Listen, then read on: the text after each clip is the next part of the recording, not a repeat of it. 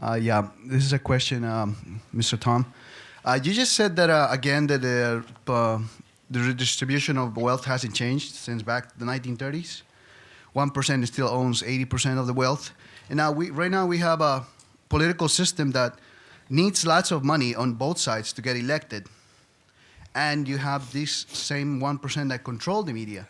So how can you guarantee that the 99% is going to be represented when you need that much money to get elected? How can you guarantee that any politician elected through our system is actually going to be sympathetic to the 99%? Well, I think the 1% is somewhat divided. There's a small number of the 1% who think that increasing employment increases demand, and that will reduce radical protest, put people to work, and so on. So they're more Keynesian in terms of economics. So we have to wait for the 1% to change. I mean, there's no. I mean that's why the parties are different in their funding. They're not identical, and their base is different too. The Democratic Party is mainly the anchor of the Democratic Party is the black community, the Latino community, the women, and the unions, and the liberals are harder to define. But then you add on some small business and so on, and you see a diversity of gender and race. And on the Republican side, you see basically white supremacy, people from the Confederacy and the Wild West wars against the Indians still dominating the party. So there are some differences, and it's a matter of creating enough force to get them to compete about what to do about you. Some of them want to crush you, repress you. Others want to make a concession to see if things settle down. And we have no great control over that, but I think we're a factor. I wouldn't say we're more than a factor.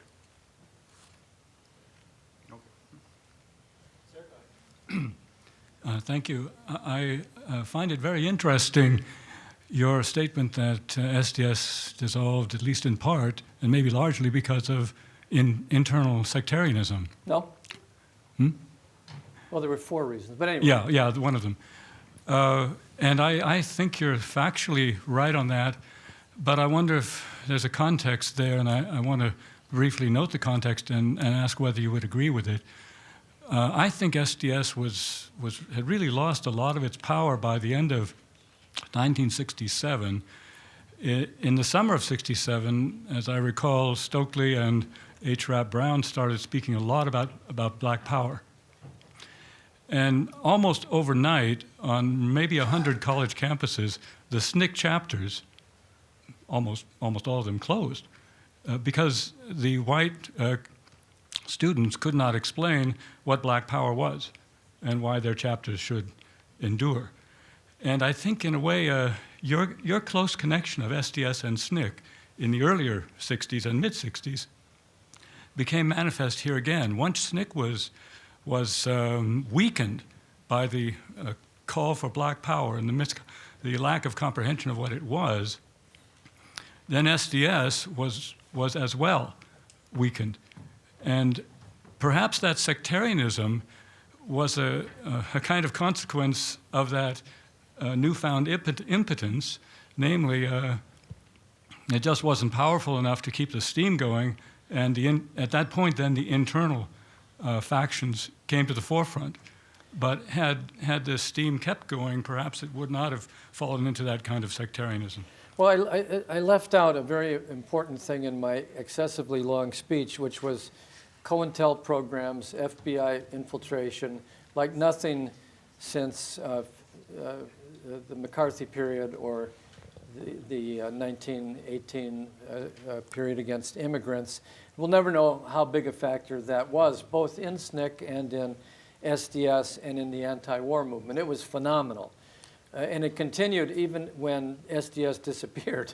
But it's an interesting point. The history, as I understand it, is that we organized to change the Democratic Party or challenge them to seat the Mississippi delegation in '64. There was a lot of unity around that. It was one of the great grassroots movements in politics that should never be forgotten. Democratic Party rejected it in the same month that the bodies were found in Mississippi, August '64, and the Gulf of Tonkin incident, so-called, started the Vietnam War. Accident? Probably. Related? Inevitably. But what happened then is that Stokely, a dear friend of mine, the late Stokely Carmichael, he went to Alabama, where I just was, and he was organizing a similar project among poor blacks in Alabama, and they were going to contest the all-white Alabama political party, whose symbol was the cock. The cock is also the symbol of white people in South Carolina. I went to a baseball game at the university there recently, and everybody has T-shirts saying, "Go Cocks." This is true. So the local people wanted an alternative symbol to the cock, and they chose the Black Panther. And so the Black Panther was supposed to be the symbol of a voter registration political empowerment drive in Lowndes County, which is an all-black county in Alabama. And then a very different set of people, the Black Panther Party of Oakland, Huey Newton, Bobby Seale, these people saw that and were attracted to it, and then they announced that they were the Black Panther Party. And this was in the midst of unpredicted riots and rebellions in black communities that came as we escalated into Vietnam and left anti-poverty programs behind. So it's all related, but it's very complicated. And I don't think that SDS was deflated by it, but I think SDS was split over it, because to be as radical, to be John Brown kind of solidarity with the Panthers would obviously cut you off from white moderates on the campus.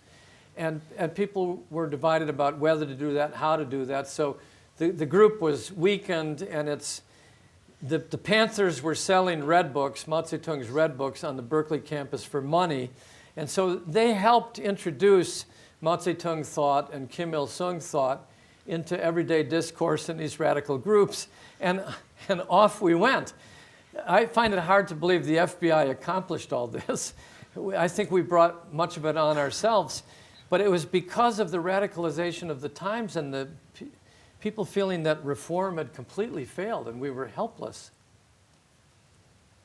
Thank you. Noam should jump in here. They can hear me anytime. You talk. Hi, could you say something about the role of the formal organization in movement organizing and participatory democracy in particular?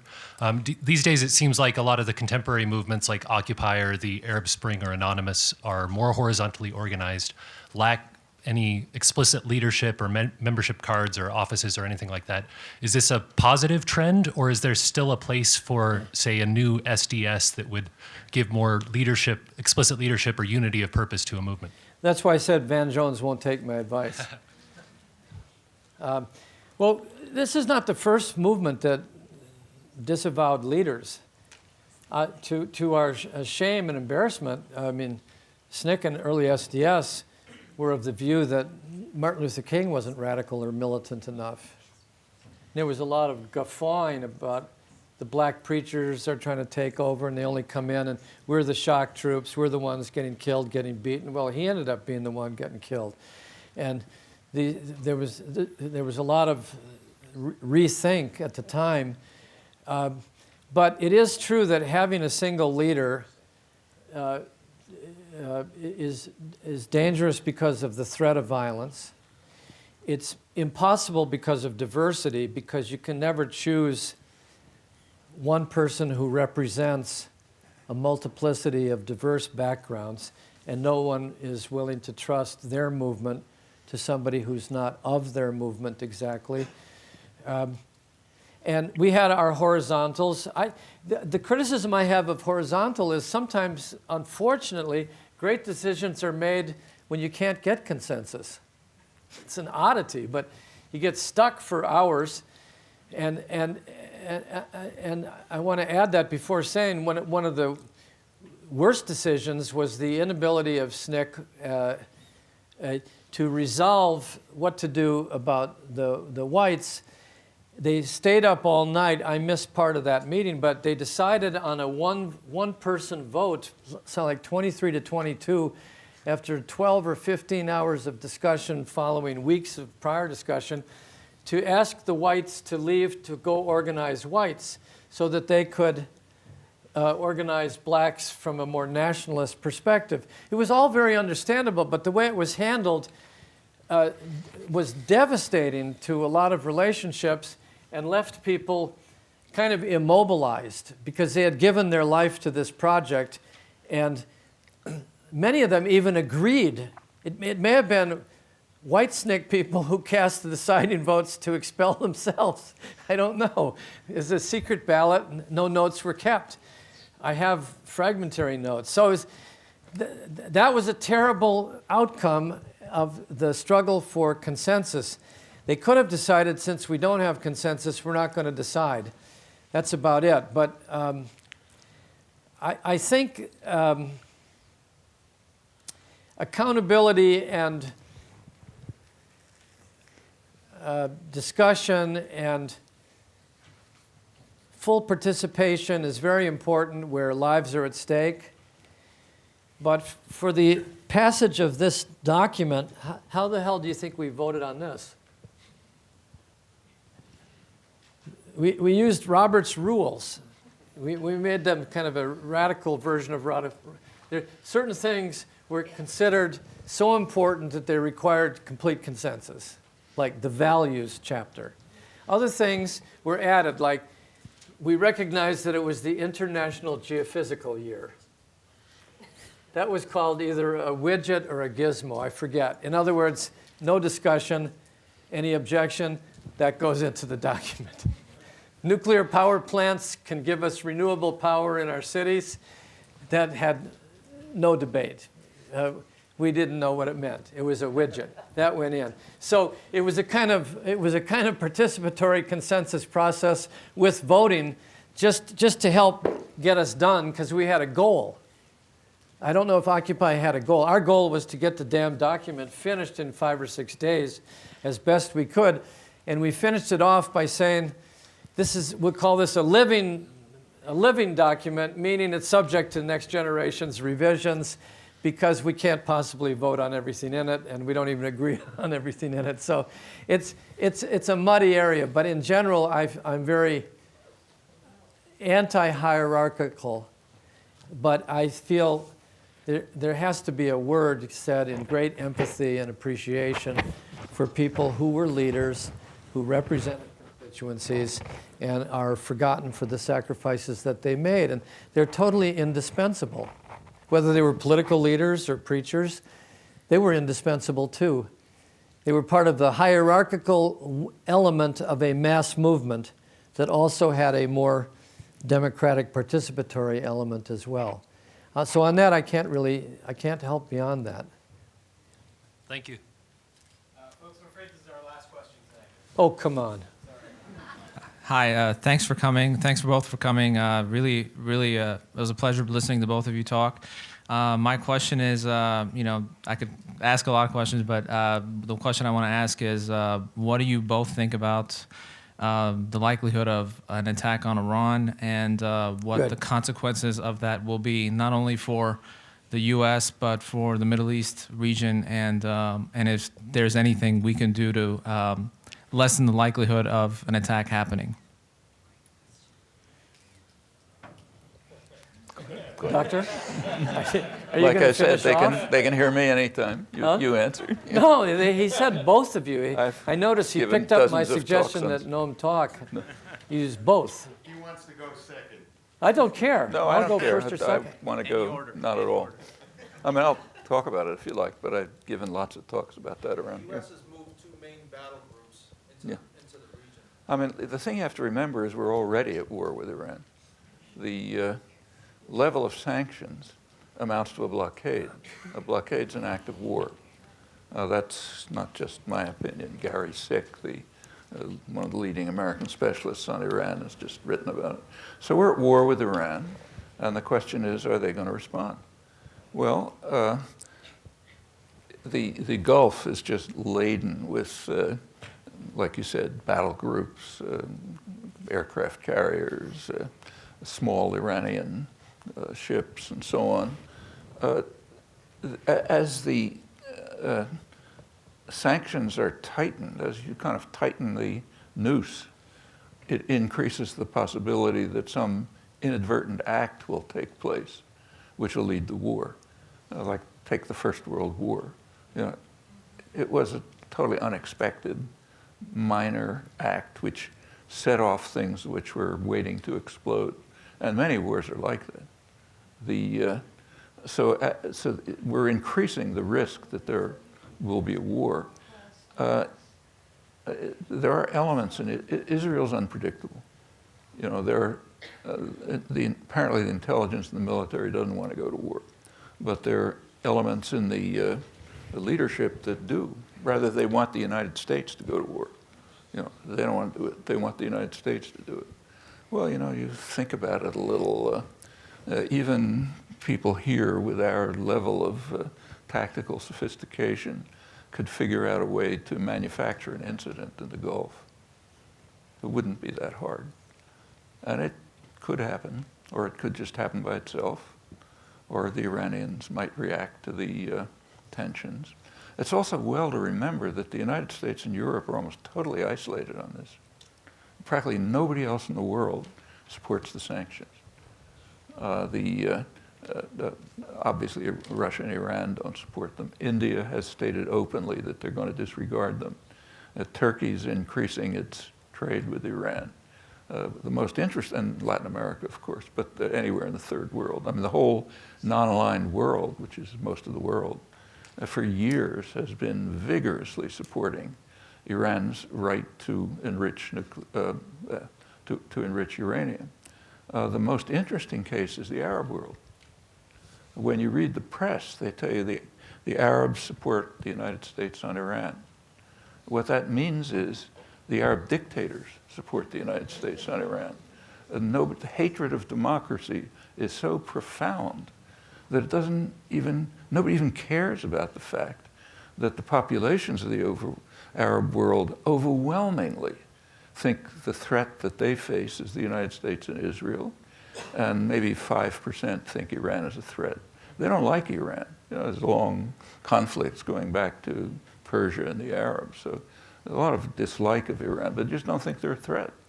In fact, a considerable majority think that the region would be more secure if Iran had nuclear weapons to counter the real threat, the United States and Israel. Now, this has been going on for years. The first article referring to it's just appearing, and it's mistaken. It claims it's a result of the Arab Spring. Has nothing to do with the Arab Spring. The attitudes were the same, even stronger before the Arab Spring. This goes way back, but if you don't care at all what people think, which is the normal assumption, then who cares? The dictators support us, so on. It was pretty much the same on Libya. So the US and Europe are quite isolated, Israel, of course. Israel would like to see the United States go to war. The Pentagon and intelligence plainly don't like the idea, and they think the outcome will be between bad and horrifying. But it's possible to imagine an incident, either contrived or accidental, that would tip the balance. I don't know if you can say anything more than that, frankly. At least I can't. Well, I mean, what can we do? We can try to put an end to this lunacy, Well, I would recommend people who are against a coming war, possible war with Iran, have one simple thing to do, which is to get out on the street corners, like the anti-war movement has done for 10 or 20 years, and put up signs saying, "No war with Iran," or against Iran. The reason... Can I add one sentence? Yeah, sure, absolutely. There's one concrete thing that people can stand for. There's overwhelming support in the world, absolutely overwhelming, for a nuclear weapons-free zone in the region. The support is so strong that the Obama administration had to formally say, yeah, we think it's a good idea too. But they added, not now, and not including Israel. Okay, well, okay, so that kills, but there's something quite concrete that you can come up and stand for, a perfectly reasonable proposal. Let's move towards establishing a nuclear weapons-free zone in the region. Just moving in that direction would lessen the crisis, mitigate it, and if it could be implemented, it could perhaps end it. And that's a reformist proposal, you know, a simple one. Deep. But go ahead. Good luck with that one. I think the reason to be on the street corners with placards is because there's so many people who have your question, what are we going to do? Is it going to happen? And there's a chill or that's been imposed on the potential peace movement or opposition movement, because by its nature it's a threat that's elusive. You know, your best bet is to let your neighbors and friends know that at least you're against it, and have a good leaflet and have good educational materials to start the discussions. I say that because breaking the ice is the way it always begins, and also this is the kind of war, if and when it happens, and I agree with Noam that the assassinations are all, and the embargo, all indications that there is a war, a siege plus killings, but it could be a much different war, and that's what we're talking about. It will happen if it happens one night like this, and you'll wake up disoriented and not knowing what exactly has happened, and it'll be difficult to mobilize, because if you sat now, you could have 3 or 4 scenarios of what's going to happen, from the most horrific to the least horrific, and people would be debating. And you know what these debates over tactics become? They're exhausting, especially when you don't know what you're talking about, because it hasn't happened. So preparing to do something and saying to yourselves, if this happens, we're going out on the streets of Boston in 12 hours demanding this. And we're going to announce it now. We're going to have placards up. We're going to have leaflets out. This is our opposition. It's coming. Know that you're going to pay a price if it goes any farther. And start building a huge movement that's based on information and connectivity and coalitions, and be kind of actively waiting for this to happen. Do I think it will happen? I don't know. I think Noam's suggestion of an incident accords completely with my background experience. But I don't think that Obama wants it to happen for his reasons. And our generals don't want it to happen, so it's kind of an odd coalition here. One of the things that you can do, because it's an election year, is keep pointing out that the Republicans are worsening a very problematic presidential and national election campaign by using it to exploit and beat the drums for war. And say, which is true, it finally came out this week, but some, like Daily Cause and my website, have been saying it for 3 or 4 months, that Mr. Romney and Mr. Netanyahu are partners. They are business partners from a firm called Boston Consulting. Find it, stand in front of it, say, has Netanyahu been here? Just anything to raise the awareness that these people are in business together historically. You can throw in Edelman if you want, and his $20 million to Gingrich. But Edelman owns newspapers in Israel that are promoting Netanyahu and war, right? So the Republicans, for their own electoral purposes, perfectly Machiavellian, fiendish purposes, are beating the drum and saying Obama's weak unless he supports an attack. And Obama's former advisor on this subject has left and written an article in Foreign Affairs saying, actually, Obama should start the war instead of Israel because it's easier for us to carry out. So Obama's looking around, who exactly is on the side of avoiding war here, the Pentagon and Intelligence. where's the 99? Well, no, they're mixed up on this. I don't think you can say, unless we do our work, where they stand. They will be against it after it's been carried out and there are adverse consequences. They'll be for it if there's a miracle and it, quote, works, which is mainly a public relations game. I think it's much more likely to be on the horrific end, but they won't be against it until it's already well underway, unless we somehow play on that doubt and tell people, you are being manipulated. Look at the Israeli hawks are working with the Republican candidates, including the former Santorum, night and day to provoke us to get involved in another war that's dubious in its purpose, but we know that we cannot afford it. We don't have the blood, we don't have the tax money, and yet the way politics works, we could be pushed into either approving it or engaging in it, and the resistance to it will come after. That's what I hate about it compared to where we are with Pakistan, where you can see exactly which congressional members you've got to take out, change their minds, whatever you want to call it, how much it's costing, how public opinion is turned totally against it. It's kind of running on empty. We're supporting a nepotistic, completely corrupt government. It's a Humpty Dumpty. In Afghanistan. Yeah. What did I say? Correct. Huh? Same. No, it's all. That's it's all, another one. If you want to end the drone attacks, I'm talking on because it's the last question. If you want to end the drone attacks, you've got to get a settlement in Afghanistan. You can't just be against drones because you don't like scary things in the sky.